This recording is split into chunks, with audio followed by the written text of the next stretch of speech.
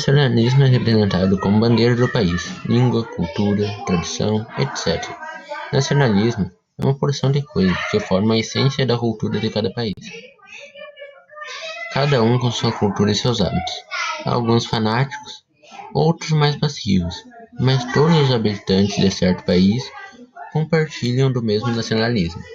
O nacionalismo ganhou enorme força durante o século XIX, quando houve consolidação da maioria dos Estados nacionais europeus e logo a implantação de línguas, bandeiras e culturas comuns nos novos Estados unificados. Napoleão Bonaparte, mesmo que indiretamente, foi um grande colaborador na disseminação do nacionalismo pela Europa, pois ele foi conquistando muitos povos e implantando a cultura do seu povo, o que não deixou os nativos felizes, querendo se libertar e deixar sua própria cultura predominar novamente. Eles logo se revoltaram. Patriotismo é o amor de um indivíduo em identificação com a pátria aliada à preocupação com o bem-estar dos compatriotas.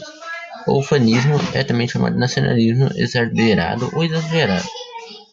Unificação, unificação italiana. Em meio a uma revolta quase que estourando no seno da Península Itálica, alguns grupos se formaram para fazer a unificação italiana. Fazer acontecer.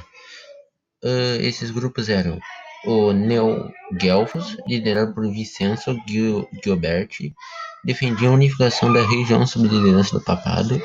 Os republicanos, liderados por Giuseppe Mazzini, defendiam a unificação sob inspiração de ideias republicanas. Os monarquistas desejavam unificar a região sob a liderança da Casa da Saboia, constituindo o regime monárquico. Os grandes nomes desses grupos foram Vitor Emanuel II e Conde de Cavour.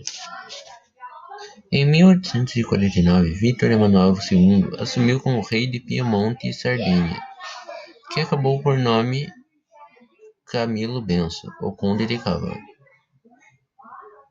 como primeiro-ministro do reino, e juntos eles fizeram a unificação italiana.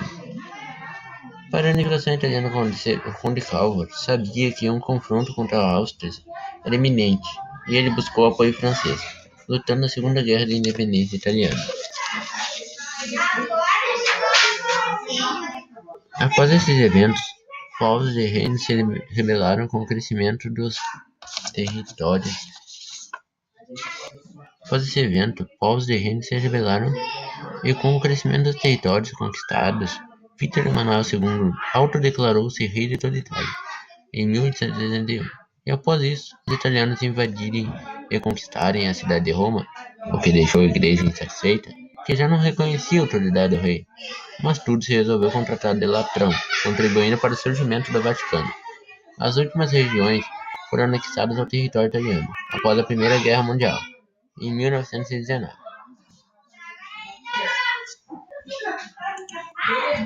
Unificação alemã.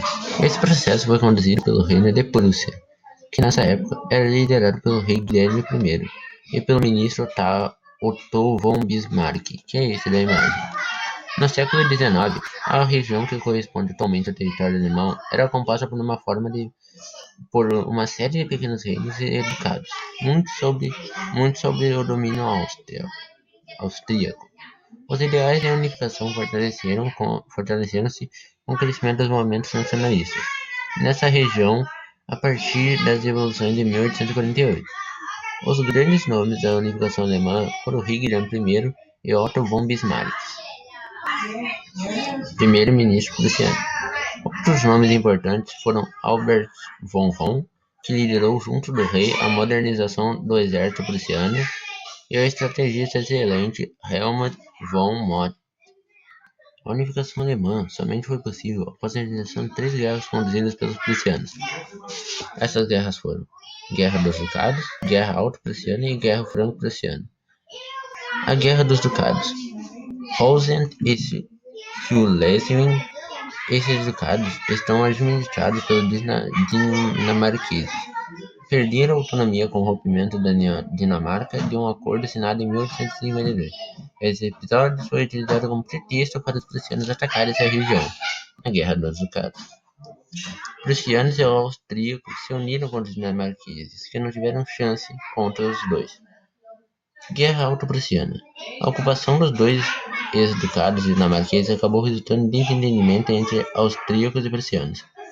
E isso, tempo depois, deu início a um conflito em 1867 conhecido como Guerra Auto-Prussiana. Durante essa guerra, os prussianos contaram com o apoio dos italianos, que atacaram os austríacos ao sul, obrigando a fragmentar suas forças. A vitória dos prussianos sobre a força austríaca aconteceu de maneira rápida, principalmente porque suas forças estavam divididas. Guerra Franco-Prussiana. Por fim, a última etapa da unificação alemã deu-se com o conflito contra os franceses, em 1870 e 1871, o qual ficou conhecido como Guerra Franco-Prussiana.